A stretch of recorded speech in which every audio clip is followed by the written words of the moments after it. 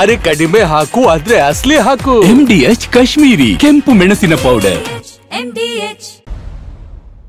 ನಮಸ್ಕಾರ. ಕಾಶ್ಮೀರ 25ಗೆ ಸ್ವಾಗತ. ನಾನು ಪ್ರತಿಮಾ ಭಟ್. ಬನ್ನಿ ಕ್ಷಣದ 25 ಸುದ್ದಿಗಳನ್ನು ಕ್ವಿಕ್ ಆಗಿ ನೋಡೋಣ. ಜಮ್ಮು ಕಾಶ್ಮೀರದಲ್ಲಿ ಭದ್ರತಾ ಪಡೆಗಳು ಉಗ್ರ ಕ್ರಿಮಿಗಳ ಮನೆಯ ಬುಡಕ್ಕೆ ಬಾಂಬ್ ಇಟ್ಟಿದ್ದು ಕಳೆದ 48 ಗಂಟೆಯಲ್ಲಿ ಉಗ್ರರ 11 ಮನೆಗಳನ್ನು ನೆಲಸಮ ಮಾಡಿದ್ದಾರೆ. ಬೆಳಗ್ಗೆ ಕುಪ್ವಾರದಲ್ಲಿರುವಂತಹ ಜೈಷ್ ಎ ಮೊಹಮ್ಮದ್ ಸಂಘಟನೆಯ ಉಗ್ರ ಜಮೀಲ್ ಅಹಮದ್ ಮನೆಯನ್ನ ಕೆಡವಲಾಗಿದೆ. ಕಾಶ್ಮೀರದ ಶೋಫಿಯಾನ್ ಜಿಲ್ಲೆಯ ಜೈನ್ಪುರ ಪ್ರದೇಶದಲ್ಲಿ ಲಷ್ಕರ್ ಎ ತೊಯ್ಬಾ ಉಗ್ರರ ಮನೆಯನ್ನ ಕೆಡವಲಾಗಿದೆ. ಭಯೋತ್ಪಾದನೆಯಲ್ಲಿ ಸಕ್ರಿಯವಾಗಿದ್ದ ಅದ್ನಾನ್ ಶಫಿಯ ಮನೆಯನ್ನ ಕೂಡ ಐಇಡಿ ಬಳಸಿ ಸ್ಫೋಟಿಸಲಾಗಿದೆ. ಈವರೆಗೆ 11 ಮಂದಿ ಉಗ್ರರ ಮನೆ ಧ್ವಂಸ ಆಗಿದೆ. ಜಮ್ಮು ಕಾಶ್ಮೀರದ ಬಂಡಿಪೋರಾದಲ್ಲಿ ಉಗ್ರನ ಮನೆಯನ್ನ ಸೇನೆ ಧ್ವಂಸಗೊಳಿಸಿದೆ. ನಾಜ್ ಕಾಲೋನಿಯಲ್ಲಿರುವಂತಹ ಮನೆಯನ್ನ ಸಂಪೂರ್ಣವಾಗಿ ನೆಲಸಮ ಮಾಡಲಾಗಿದೆ. ಅವಶೇಷಗಳಡಿ ಮನೆಯ ವಸ್ತುಗಳು ನಜ್ಜುಗುಜ್ಜಾಗಿದ್ದು ಉಗ್ರನ ಕುಟುಂಬದವರು ಸಂಬಂಧಿಕರು ಅವಶೇಷ ಕೆಳಗಿದ್ದ ವಸ್ತುಗಳನ್ನು ಆರಿಸಿಕೊಂಡಿದ್ದಾರೆ. ಜಮ್ಮು ಕಾಶ್ಮೀರದ ಸರ್ಕಾರಿ ಆಸ್ಪತ್ರೆಗಳು ಅಲರ್ಟ್ ಆಗಿದೆ. ಜಮ್ಮು ಸರ್ಕಾರಿ ಮೆಡಿಕಲ್ ಕಾಲೇಜಿನಿಂದ ಸುತ್ತೋಲೆ ಹೊರಡಿಸಲಾಗಿದೆ. ಗಡಿಯಲ್ಲಿ ಉದ್ವಿಗ್ನ ಸ್ಥಿತಿ ಇದೆ. ಸಿಬ್ಬಂದಿ ಸನ್ನದ್ಧರಾಗಿರಿ. ತುರ್ತು ಸಂದರ್ಭಕ್ಕೆ ಬಳಸುವ ಔಷಧಿ ಸಲಕರಣೆ ಸಿದ್ಧ ಇರಲಿ. ಸಿಬ್ಬಂದಿ ಯಾವುದೇ ಅನಗತ್ಯ ರಜೆ ತಗೊಳ್ಬೇಡಿ. ಕೆಲಸದ ವೇಳೆ ಆಸ್ಪತ್ರೆಯಲ್ಲಿ ಇರಬೇಕು. 24 ಗಂಟೆಗಳ ಕಾಲ ಕಂಟ್ರೋಲ್ ರೂಮ್ ಕೆಲಸ ನಿರ್ವಹಿಸಬೇಕು ಅಂತ ಸುತ್ತೋಲೆ ಹೊರಡಿಸಲಾಗಿದೆ. ಪಹಲ್ಗಾಮ್ ದಾಳಿಯ ಎಫೆಕ್ಟ್ ಡ್ರೈ ಫ್ರೂಟ್ಸ್ಗೂ ತಟ್ಟಿದೆ. ಗಡಿ ಬಂದ್ ಹಿನ್ನೆಲೆಯಲ್ಲಿ ಅಫ್ಘಾನಿಸ್ತಾನದಿಂದ ಬರ್ತಿದ್ದ ಡ್ರೈ ಫ್ರೂಟ್ಸ್ ಆಮದು ಸ್ಥಗಿತ ಆಗಿದೆ. ಕಾಶ್ಮೀರದಿಂದಲೂ ಬೆಂಗಳೂರಿಗೆ ಬರ್ತಾ ಇದ್ದ ಒಣಹಣ್ಣು ನಿಂತಿದೆ. ಕಾಶ್ಮೀರದಿಂದ ಬಾದಾಮಿ, ಗೋಡಂಬಿ, ಪಿಸ್ತಾ, ಹ್ಯಾಸಲ್ನಟ್, ಕಾಶ್ಮೀರಿ ಕೇಸರಿ ತರಿಸಲಾಗ್ತಾ ಇತ್ತು. ಇದೀಗ ಎಲ್ಲ ಬಂದ್. ಗಡಿ ಬಂದ್ ಹಿನ್ನೆಲೆ ಡ್ರೈ ಫ್ರೂಟ್ಸ್ ಪೂರೈಕೆ ಕುಸಿತ ಆಗಿದ್ದು ಇದರಿಂದ ಬೆಂಗಳೂರು ಮಾರುಕಟ್ಟೆಯಲ್ಲಿ ವ್ಯಾಪಾರ ಏಕಾಏಕಿ ಕುಸಿತ ಆಗಿದೆ. ಮುಂದಿನ ದಿನಗಳಲ್ಲಿ ಡ್ರೈ ಫ್ರೂಟ್ಸ್ ದರ ಏರಿಕೆ ಸಾಧ್ಯತೆ ಇದೆ ಎನ್ನಲಾಗಿದೆ. ಕಾಶ್ಮೀರದಲ್ಲಿ ಗಲಾಟೆ ಮುಂದುವರೆದರೆ ಮತ್ತಷ್ಟು ಅದು ದುಬಾರಿಯಾಗುವ ಆತಂಕ ಇದೆ. ಭಯೋತ್ಪಾದಕ ದಾಳಿಯ ಹೊರತಾಗಿಯೂ ಪ್ರವಾಸಿಗರು ಕಾಶ್ಮೀರಕ್ಕೆ ಬರ್ತಿದ್ದು ಶ್ರೀನಗರದ ದಾಲ್ ಸರೋವರ ಸೇರಿದಂತೆ ಇತರ ಕಡೆ ಪ್ರವಾಸಿಗರು ಬರ್ತಿದ್ದಾರೆ. ಉತ್ತರ ಪ್ರದೇಶದ ಕಾನ್ಪುರ ಕುಟುಂಬವೊಂದು ಶ್ರೀನಗರದಲ್ಲಿ ಪ್ರವಾಸ ಮಾಡುತ್ತಿದೆ. ಆದರೆ ಪಹಲ್ಗಾಮ್ಗೆ ತೆರಳುವುದಕ್ಕೆ ಹಿಂದೆಟ್ಟು ಹಾಕಿದೆ. ಭಯೋತ್ಪಾದಕರ ನರಮೇಧದಿಂದ ಪ್ರೇಮ ಕಾಶ್ಮೀರದಲ್ಲಿ ಈಗ ಆತಂಕ. ಪ್ರವಾಸಿಗರು ಕಾಶ್ಮೀರಕ್ಕೆ ತೆರಳಲು ಹಿಂದೇಟು ಹಾಕ್ತಿದ್ದು ಪಹಲ್ಗಾಮ್ನಲ್ಲಿ ಪ್ರವಾಸಿಗರಿಲ್ಲದೆ ವ್ಯಾಪಾರಿಗಳು ಅಂಗಡಿ ಮುಂಗಟ್ಟುಗಳನ್ನು ಮುಚ್ಚಿದ್ದಾರೆ. ಬೆಳಗ್ಗೆ ಆದ್ರೆ ಪ್ರವಾಸಿಗರನ್ನ ಗಿಜುಗುಡ್ತಾ ಇತ್ತು. ಮಧ್ಯಾಹ್ನ ಆದರೂ ಪ್ರವಾಸಿಗರ ಸುಳಿವಿಲ್ಲ. ಪಹಲ್ಗಾಮ್ ನರಮೇಧ ಕಾಶ್ಮೀರದಲ್ಲಿ ಹೋಟೆಲ್ ಉದ್ಯಮಕ್ಕೆ ಪೆಟ್ಟು ಕೊಟ್ಟಿದೆ. ಪ್ರವಾಸಿಗರಿಲ್ಲದೆ ಕಾಶ್ಮೀರದ ಉಧಂಪುರ ಜಿಲ್ಲೆಯ ಪತ್ನಿ ಟಾಪ್ ಬಣಗುಡ್ತಾ ಇದೆ. ಪ್ರವಾಸಿಗರನ್ನ ನೆಚ್ಚಿಕೊಂಡಿದ್ದ ಚೆಕ್ ಪೋಸ್ಟ್ ಭದ್ರತಾ ಸಿಬ್ಬಂದಿ, ಹೋಟೆಲ್, ರೆಸ್ಟೋರೆಂಟ್ ಸಿಬ್ಬಂದಿ ಕಂಗಾಲಾಗಿದ್ದಾರೆ. ಜಮ್ಮು ಕಾಶ್ಮೀರದ ರಾಂಬನ್ ಜಿಲ್ಲೆಯ ಜನಪ್ರಿಯ ಗಿರಿಧಾಮಗಳಲ್ಲಿ ಪ್ರವಾಸೋದ್ಯಮಕ್ಕೆ ಪೆಟ್ಟು ಬಿದ್ದಿದೆ. ಪ್ರವಾಸಿಗರಿಲ್ಲದೆ ವ್ಯಾಪಾರಿಗಳು ಕಂಗಾಲಾಗಿದ್ದಾರೆ.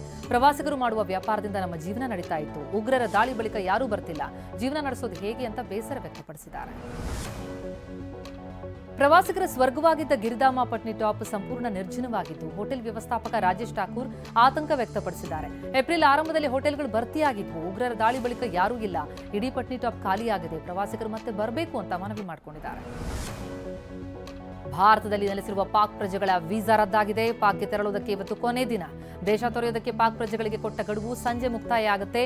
ಭಾರತ ತೊರೆದೇ ಹೋದರೆ ಪಾಕ್ ಪ್ರಜೆಗಳ ವಿರುದ್ಧ ಕಠಿಣ ಕ್ರಮ ಕೈಗೊಳ್ಳುವ ಸಾಧ್ಯತೆ ಇದೆ. ಜಮ್ಮು ಕಾಶ್ಮೀರದ ಪಹಲ್ಗಾಮ್ನಲ್ಲಿ ರಕ್ತರಾಶರ ದಾಳಿ ಹಿನ್ನೆಲೆ ಅಟ್ಟಾರಿ ವಾಘಾ ಗಡಿ ಬಂದ್ ಆಗಿದೆ.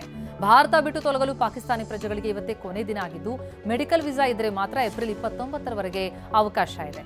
ಅಟ್ಟಾರಿ ವಾಘಾ ಗಡಿಯಲ್ಲಿ ಸಾಲು ಸಾಲು ವಾಹನ ನಿಂತಿದೆ. TV9 ಗ್ರೌಂಡ್ ರಿಪೋರ್ಟ್ ಮಾಡಿದೆ. ಪಾಕಿಸ್ತಾನಕ್ಕೆ ಭಾರತೀಯ ನೌಕಾಸೇನೆ ಮತ್ತೊಂದು ವಾರ್ನಿಂಗ್ ಕೊಟ್ಟಿದೆ. ಅರಬ್ಬಿ ಸಮುದ್ರದಲ್ಲಿ ನೌಕಾಸೇನೆಯಿಂದ ಮಿಸೈಲ್ ಪರೀಕ್ಷೆಯಾಗಿದೆ. ಮಲ್ಟಿಪಲ್ ಆಂಟಿ ಶಿಪ್ ಮಿಸೈಲ್ಗಳ ಪರೀಕ್ಷೆಯಾಗಿದ್ದು ನೌಕಾಸೇನೆ ಯುದ್ಧ ನೌಕೆಯಿಂದ ಮಿಸೈಲ್ ಪರೀಕ್ಷಿಸಿ ಯುದ್ಧದಾಹಿ ಪಾಕಿಸ್ತಾನಕ್ಕೆ ನೌಕಾಸೇನೆ ಖಡಕ್ ಸಂದೇಶ ರವಾನಿಸಿದೆ. ಸಿಂಧು ನದಿ ನೀರು ನಿಲ್ಲಿಸಿದ್ರೆ ನಾವು ಯುದ್ಧಕ್ಕೆ ಸಿದ್ಧ ಅಂತ ಪಾಕ್ ಸಚಿವ ಪರಮಾಣು ಬಾಂಬ್ ಹೆದರಿಕೆ ಹಾಕದ. ಭಾರತಕ್ಕೆ ಪಾಕ್ ಸಚಿವ ಹನೀಫ್ ಅಬ್ಬಾಸ್ ಬೆದರಿಕೆ ಹಾಕಿದ್ದು ಗೋರಿ ಶಾಹಿನ್ ಗಜ್ನಿ ಕ್ಷಿಪಣಿಗಳು ನೀಡಲಾಗಿದೆ. ಭಾರತಕ್ಕಾಗಿ ಮಾತ್ರವೇ ಕ್ಷಿಪಣಿ ಇರೋದು. 130 ಪರಮಾಣು ಸಿಡಿತಲೆಗಳನ್ನು ಇರಿಸಲಾಗಿದೆ ಅಂತ ವಾರ್ನ್ ಮಾಡಿದ್ದಾನೆ. ಪ್ರಧಾನಿ ಮೋದಿ ಮನ್ ಕಿ ಬಾತ್ನಲ್ಲಿ ಉಗ್ರರ ದಾಳಿ ಪ್ರಸ್ತಾಪಿಸಿದ್ದಾರೆ. ಜಮ್ಮು ಕಾಶ್ಮೀರದ ಅಭಿವೃದ್ಧಿ ಕಂಡು ಉಗ್ರರ ಹೊಟ್ಟೆ ಉರಿತಾ ಇದೆ. ಈ ದಾಳಿಯಿಂದ ಭಾರತೀಯರ ರಕ್ತ ಕುದಿತಾ ಇದೆ. ದಾಳಿಕೋರರಿಗೆ ನಾವು ತಕ್ಕ ಉತ್ತರ ಕೊಡ್ತೇವೆ. ಜಗತ್ತಿನ ರಾಷ್ಟ್ರಗಳು ಭಾರತದ ಜೊತೆಗಿದೆ ಎಂದರು. ಪಾಕ್ ಜೊತೆ ಯುದ್ಧ ಬೇಡ ಅಂತ ನಾನು ಹೇಳಿಲ್ಲ ಅಂತ ಸಿಎಂ ಸಿದ್ದರಾಮಯ್ಯ ಸ್ಪಷ್ಟನೆ ಕೊಟ್ಟಿದ್ದಾರೆ. ಯುದ್ಧ ಅನಿವಾರ್ಯ ಆದ್ರೆ ಮಾಡಬೇಕು. ಯುದ್ಧ ಪರಿಹಾರ ಅಲ್ಲ. ಭದ್ರತೆ ಕೊಡಬೇಕಲ್ವಾ? ಭದ್ರತೆ ಕೊಡೋದು ಯಾರ ಜವಾಬ್ದಾರಿ? ಅದರ ವೈಫಲ್ಯ ಇದೆ ಅಂತ ಹೇಳಿದ್ದೀನಿ ಅಂತ ತಮ್ಮ ಹೇಳಿಕೆಗೆ ಸ್ಪಷ್ಟನೆ ಕೊಟ್ಟಿದ್ದಾರೆ. ಇನ್ನು ಯುದ್ಧ ಬೇಡ ಎಂದ ಸಿಎಂ ಸಿದ್ದರಾಮಯ್ಯ ವಿರುದ್ಧ ಬಿಎಸ್ವೈ ಕಿಡಿಕಾರಿದ್ದಾರೆ. ಕಾಶ್ಮೀರ ವಿಚಾರದಲ್ಲಿ ಸಿದ್ದರಾಮಯ್ಯ ಹೇಳಿಕೆ ನಾನು ಖಂಡಿಸುತ್ತೇನೆ. ವಾಸ್ತವ ಸ್ಥಿತಿ ಅರ್ಥೈಸಿಕೊಂಡು ದೇಶ ಒಂದಾಗಿದೆ. ಈ ಸಂದರ್ಭದಲ್ಲಿ ಸಿದ್ದರಾಮಯ್ಯಗೆ ಹೇಳಿಕೆ ಶೋಭೆ ತರಲ್ಲ. ದೇಶದ ಕ್ಷಮೆ ಕೇಳಬೇಕು ಅಂತ ಬಿಎಸ್ವೈ ಒತ್ತಾಯಿಸಿದ್ದಾರೆ. ಪಹಲ್ಗಾಮ್ನ ಉಗ್ರರ ದಾಳಿ ಬಗ್ಗೆ ವಿವಾದಾತ್ಮಕ ಪೋಸ್ಟ್ ಮಾಡಿದ್ದ 19 ಮಂದಿ ಅರೆಸ್ಟ್ ಆಗಿದ್ದಾರೆ.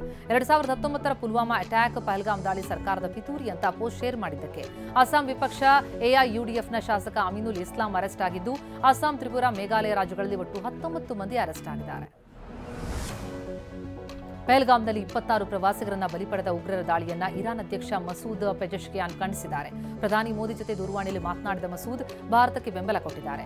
ಮಹಾತ್ಮ ಗಾಂಧಿ, ನೆಹರು ಅವರು ಶಾಂತಿ ಮತ್ತು ಸ್ನೇಹದ ಸಂದೇಶ ವಾಹಕರಾಗಿದ್ರು ಅಂತಲೂ ಹೇಳಿದ್ದಾರೆ.